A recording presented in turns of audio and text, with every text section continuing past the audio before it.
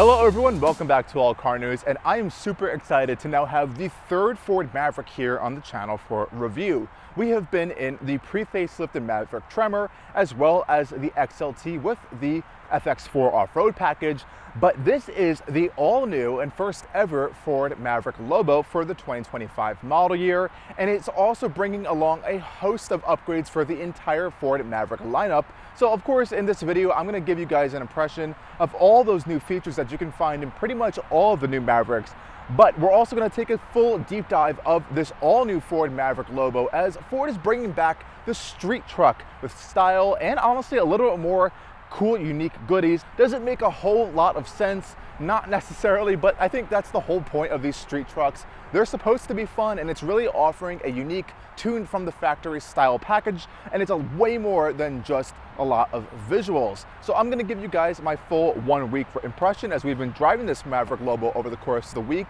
We'll go over what I like, what I may not so like too much, and overall all the unique bits and pieces that Ford has put onto this new little truck. Let's go dive in.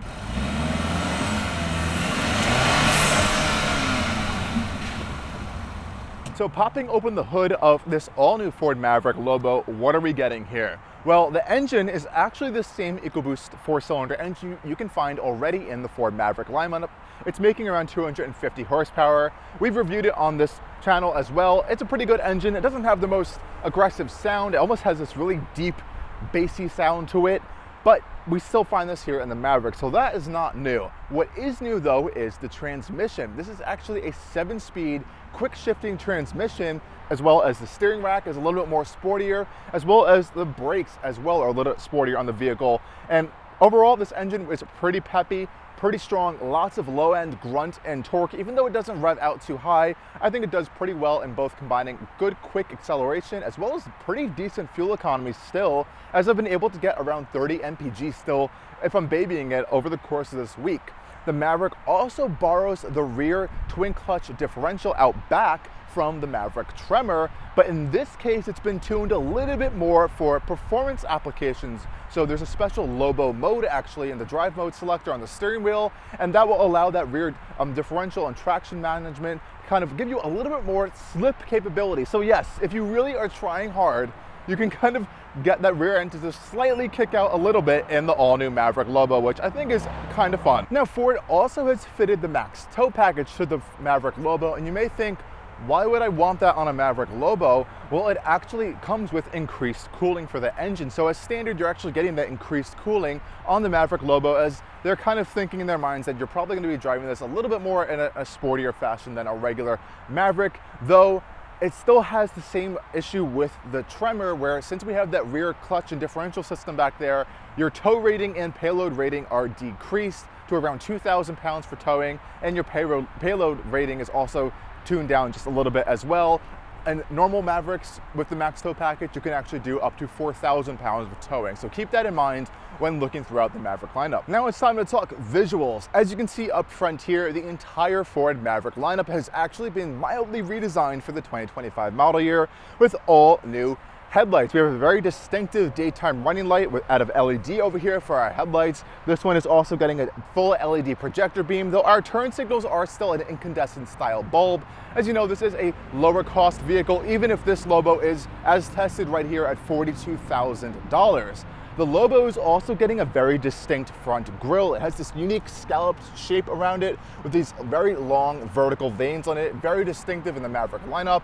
We also are getting a unique blacked out monochromatic style Ford badge here, so no blue oval on this one. We also are getting a full body colored body kit on this vehicle as well. So this one's a carbonized gray metallic paint, very nice metallic flake actually, but unfortunately for the Lobo lineup, you can only choose like 4 different colors, which is kind of sad because there's a lot of cool colors in the Maverick lineup that I wish this one could get, so maybe down the road we will see that. We also are getting LED fog lights, you can see parking sensors, and since we have the upgraded Maverick Lobo with the higher end equipment package, we do get a full 360 camera on this one, which is actually very fantastic. But let's move over to the wheels and tires, because this is something that might be a little bit of a decision for you to make. Coming over here to the side of the all-new Ford Maverick Lobo, we're gonna find a Lobo badge right here on the side vent over here, a fake side vent nonetheless.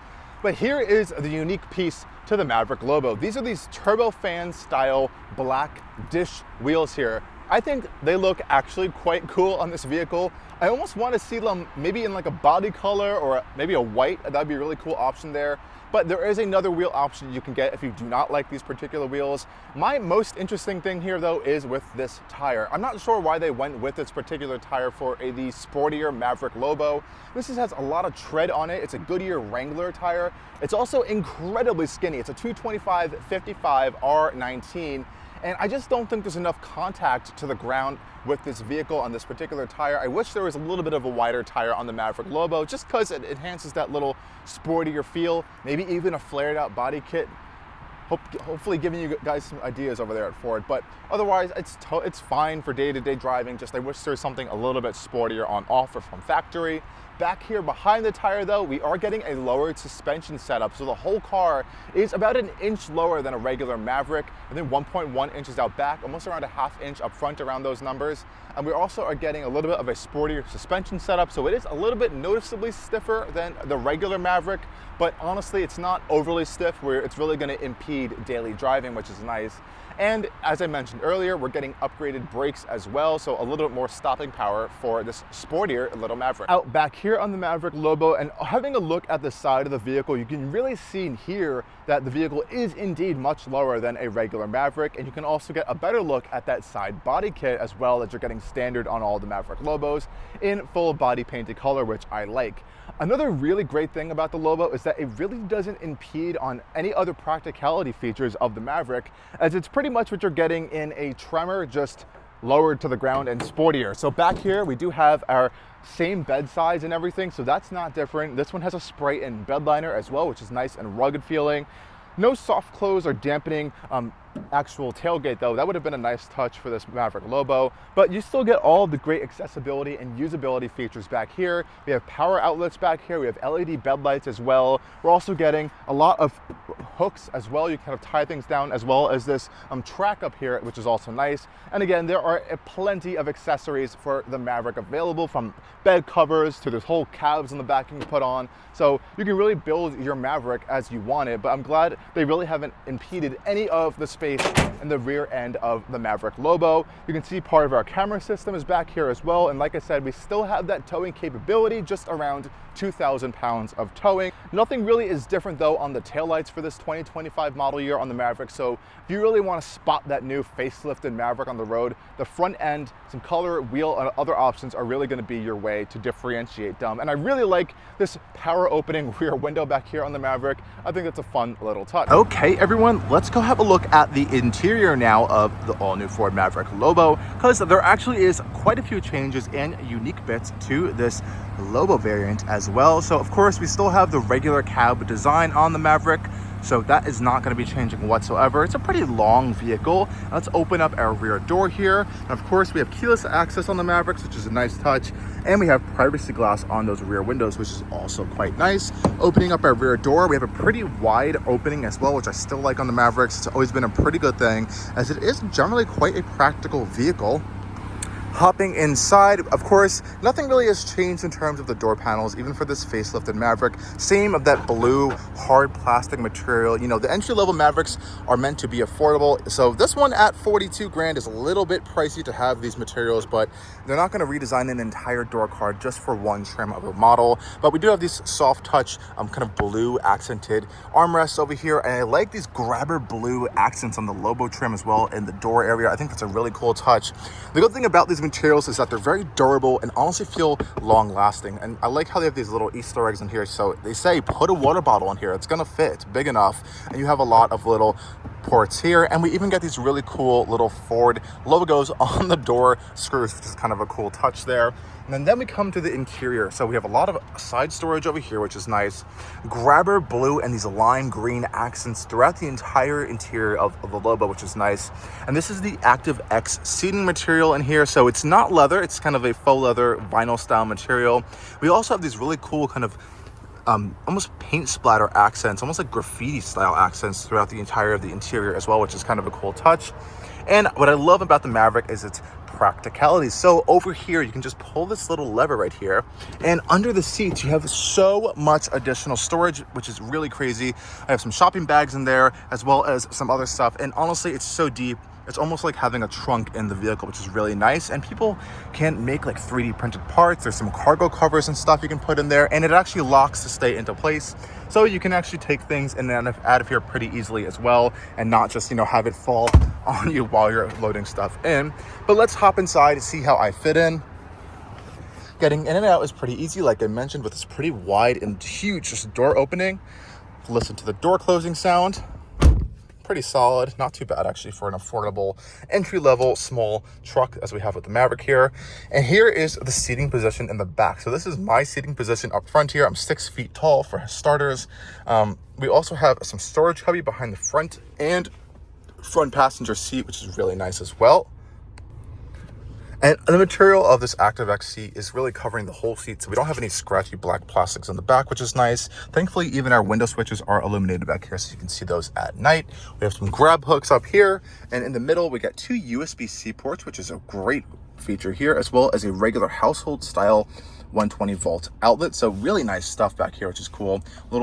It looks like an accessory hook right there. I guess you can like 3D print like a cup holder or something, but we do have a center armrest that can fold down that reveals 2 built-in cup holders for the interior of this Maverick, which is nice.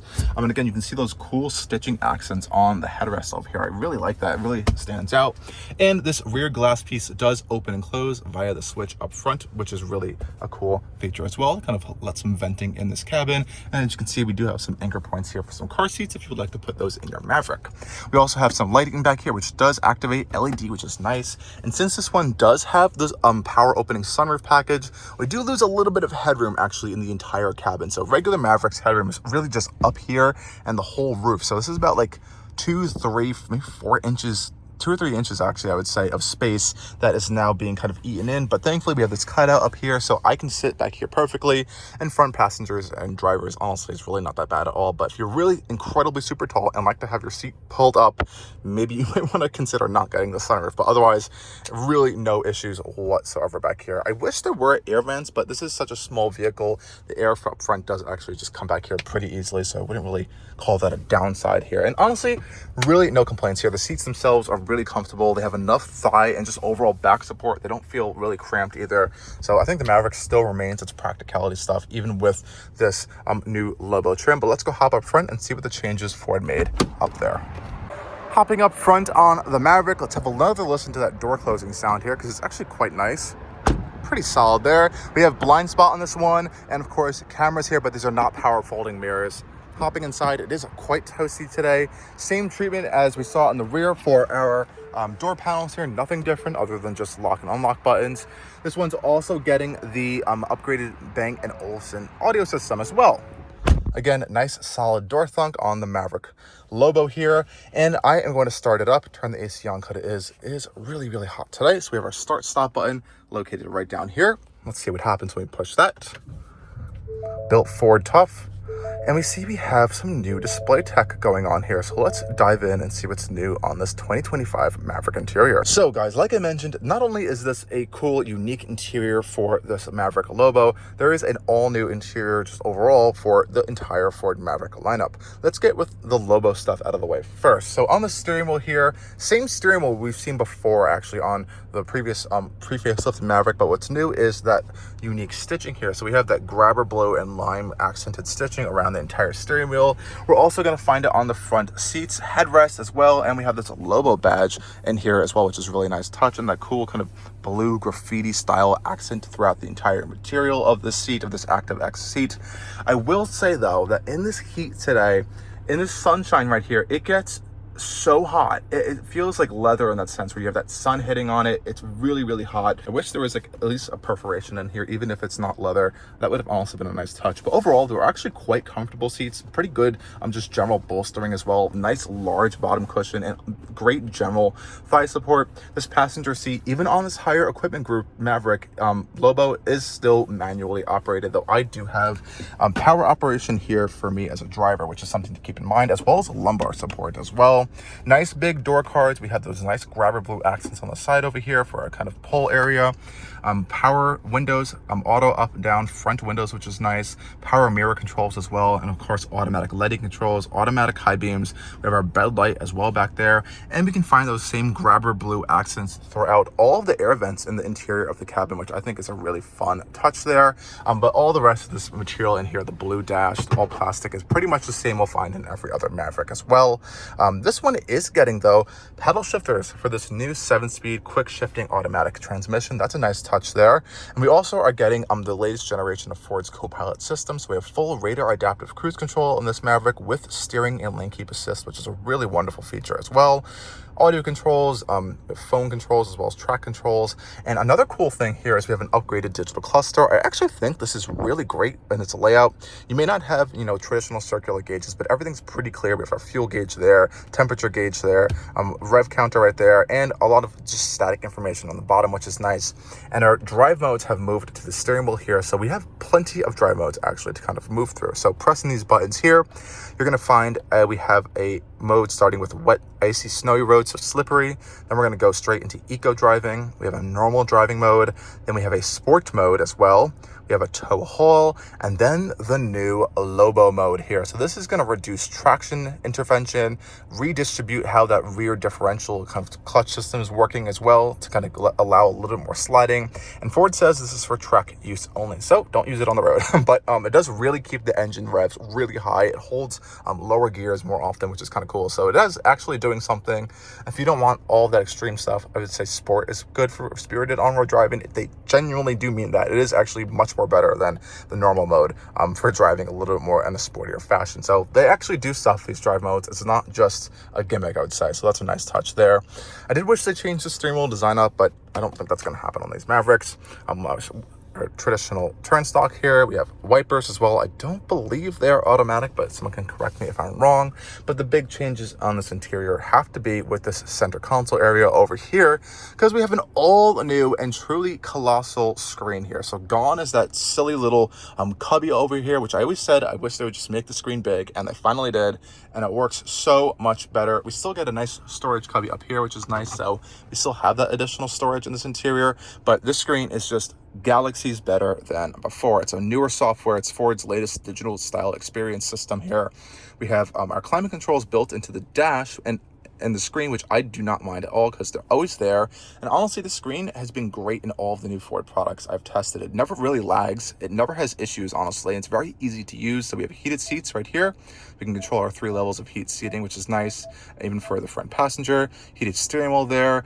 Fan speed with auto. We can open up this little menu here to go max AC, select your zones where you want as well. Again, really easy stuff to use in here. And this is the built-in Ford interface. So we have built-in navigation as well from Ford, which is nice. So it's actually really quick and simple to use. No issues there. And as you can see, everything in this system is actually really quick. I like that a lot. Built-in apps as well. So we have wireless Apple CarPlay, wireless Android Auto, finally, which is a really great touch. You even can watch YouTube in the vehicle now. So it has a full connector package, and now it has this upgraded system. So you can have like apps in here and literally watch YouTube. So that is a really cool touch in there. If you're parked somewhere, want to keep your kids or someone else entertained, that's a really cool touch here in the all-new Maverick.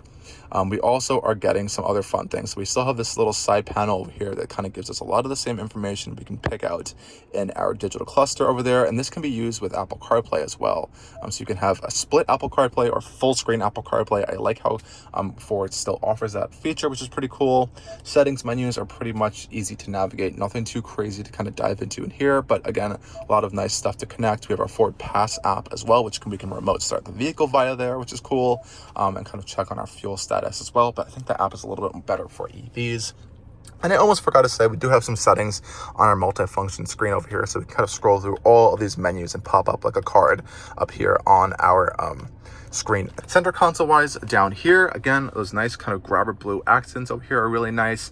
This one is giving us our trailer controller back here, which is nice. We have this big dial physical volume knob, which might get in the way if someone's sitting there and their knee kind of bops into it. They can kind of move that around, but it actually feels really solid. And I like this cool little button here. I always liked Ford's logo here for their auto brake hold.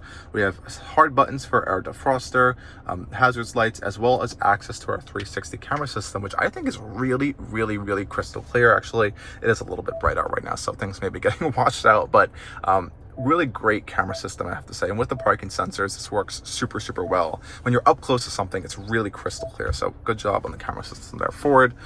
Down here, lots of storage capability in the Maverick. We have a wireless charging mat right here, a huge storage cubby back here, like a phone holder slot right there. We have a USB-C A port as well.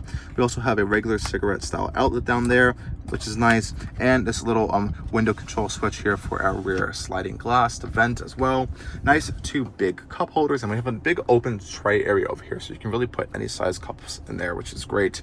Another little storage cubby here, another storage cubby here where we have our key fob, and we have our traction control settings right here, auto start, stop, off, electronic parking brake, and our rotary style shifter, which I don't particularly like, but you know, I don't think we're going to get anything else. Ford seems to be stuck on these days. Otherwise, center console armrest over here has that same stitching. It's a little bit on the harder side. I wish this was a little bit softer, especially around where the seam is. It's much harder than it is in the center. So if your elbow's kind of on the seam, it kind of hurts a little bit versus in the center area. But opening it up, we have a really nice big storage cubby in here. You can fit so much stuff really easily in there, no issues whatsoever. So that's a really nice area to store stuff in the Maverick. But general storage in here is really great. Same thing goes with the glove box. It's pretty big actually and deep, and it's a physical regular manually closing gearbox. No silly automatic stuff there.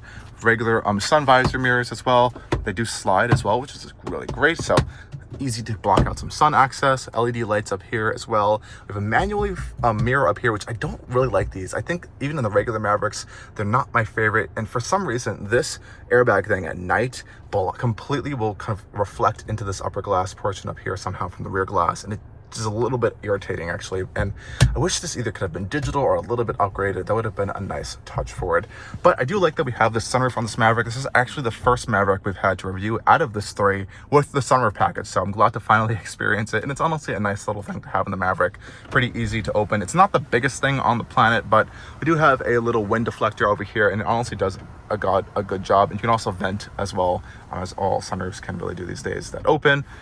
I actually really like that as well, so not a bad touch. But this is overall the whole interior of the facelifted Maverick. Really subtle changes, a lot of technology stuff has been changed. Incredible improvement with the screen system. This is like a must buy now on these Mavericks. This is a really great new upgrade. But overall, really solid interior for the Maverick. You know, obviously if you're going into this thing expecting luxury or premium, don't go for a Maverick. It's meant to be utilitarian, very rugged, easy to clean out, easy to wipe down. And that still remains the same in this vehicle, just with some enhanced technology upgrades and stuff. But let's go take this thing on a drive and see where the fun of this Maverick Lobo really lies. Quick acceleration here for you guys.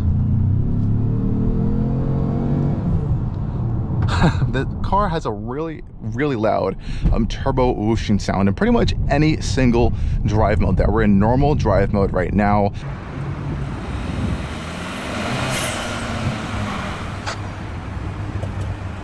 So accelerator takes a little bit to kind of get into the boost. Once you get into boost around 3,000 RPM, it kind of just sticks around there unless you're really on it and rev it out.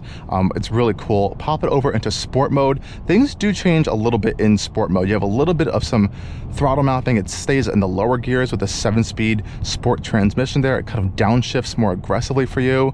And the paddle shifters, shockingly, are pretty responsive on upshifts, not so much on downshifts. This isn't, you know, a very dynamic vehicle in that sense in a lot of scenarios. So here in sport mode, you can kind of hear those shifts are a little bit more aggressive, a little bit quicker, faster throttle response. I think it's really nice. Lobo mode is a little wild in all honesty. You have a really cool little graphic there. They say track use only. That's really if you're on it a lot, and honestly for the road it's a little aggressive, as we'll see in just a second. Really high revs.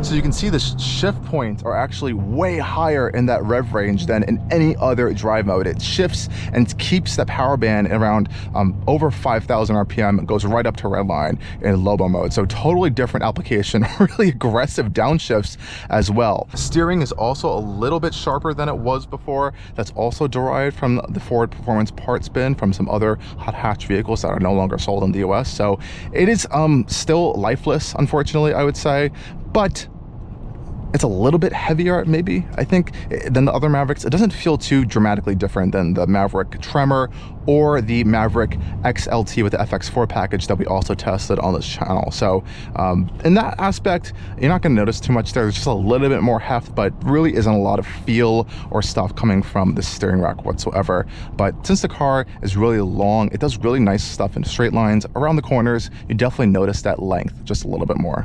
Now going out here onto the highway, everyone, will pop it into the Lobo mode just for a second to get a quick acceleration so you guys can see how aggressive this is in Lobo mode. You can see those upshifts there, aggressive downshifts in the Lobo mode for sure. It's definitely a much more enjoyable in terms of being fun of experience than the other Mavericks in the lineup. That is for sure, but it still isn't, you know, a super engaging dynamic experience. It's a Maverick at the end of the day. It just has a little bit more fun for some scenarios of driving, which I think is kind of cool that they actually incorporated that into the vehicle. We also have upgraded brakes as well for all this upgraded performance. They say you can kind of slide this out a little bit on some track surfaces, track use only. So I guess they put those upgraded brakes on there for that. Again, handling, it's actually quite neutral. The Maverick has honestly always been a pretty good driving vehicle, just because it is a unibody. We don't have that really higher center of gravity, but this drives pretty much just in line, I would say, with a lot of the other Mavericks. But other than the steering, which I mentioned is a little bit stiffer, a little bit increased weight, going around corners, it's actually quite neutral. There is some just overall body length to deal with here, and still under 4,000 pounds without any payload or stuff, which is pretty nice. Quick acceleration onto the highway here. Gets up to speed very, very, very quickly. No problems whatsoever. And it can just sit out here and just cruise along onto the highway with no problems. And you can even pop it into, you know, normal or eco and be on your way. We also have the upgraded Ford co-pilot assist systems here, so that's easy to turn on. Just literally just press the cruise control button on the left hand side of the steering wheel here. You can turn on and off lane centering and easily adjust your speed and following distance as well. So that's an also really great feature, especially if you're taking this on some more road trips, longer roads, open highway. It's a nice feature to have actually, and it works pretty well, but you do really have to keep your hands on the wheel. It's not one of those where it's going to just steer itself, so keep that in mind. But we also have all of the other safety features like blind spot, emergency braking, and all of that great stuff. So it comes very well equipped, honestly, at this price point, even though it is a little bit on the higher end. I think Ford is kind of, you know, pricing this in the sense of it being almost like a ST Maverick in a sense, and or we used to have those old Ford Focus STs here in the US. So I think it's a cool overall package, and overall there really aren't any complaints with the vehicle. Everything works really well. I really like this enhanced infotainment system we get on this Maverick now for the whole lineup. It's really fantastic, easy to use, nice in line with your reach as well. Same with the upgraded digital cluster, and the rest of the dynamics of the Maverick are just as good as they were before. You know, you're not getting anything crazy luxurious or high-end premium. It is a Maverick at the end of the day, but that really means that you're getting a pretty well-rounded, well-priced vehicle for most of the trims. This one's just going all out on style and all out on these little performance goodies, and it's baked into that price tag. So you don't have to get this Maverick. It's a cool option. I think it's kind of nice that they're offering it. It's funky, it's different. They've noticed this, you know, this little gap in the market segment here. There really is no competitor to this vehicle at all. So it's very unique in that aspect. And we now also have the F-150 Lobo has made a return as well with a big old V8, but that is significantly more expensive than this vehicle. But overall, I think it's pretty cool. I would check it out if you're looking for, you know, maybe even a street truck kind of vehicle that you want to start off as a base that comes with a lot of these upgraded features already and kind of work from there and kind of enhance even further. I think this could be a really great platform for that as well. I like the stitching, I like the fun little accents, and overall, I think it's a pretty fun vehicle that doesn't really sacrifice any of the capability that the Maverick is known for. As always, thank you guys for joining us on yet another tour and review and drive of an all-new vehicle here at Allcarnews, and stay tuned for more coming soon. Cheers.